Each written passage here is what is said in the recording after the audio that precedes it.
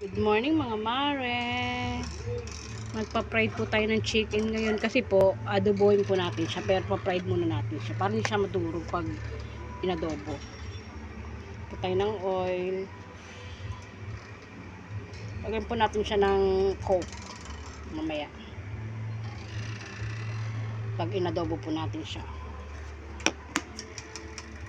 Mga mare, naglagay na po tayo ng fried. Mga mare, ang naprito ko, hindi ko ganong pre-night kasi adobohin natin yan mamaya. Mga mare, na po, gigisahin na po natin itong bawang sibuyas. Mga mare, mag-adobo na tayo na may coke. Ay iba naman po ng style ng adobo mga mare. Ito na po yung pinaghalo-halo ko pong toyo, oyster sauce, magic sarap, paminta, tapos konting suka po. At mamay lagyan po natin ng coke.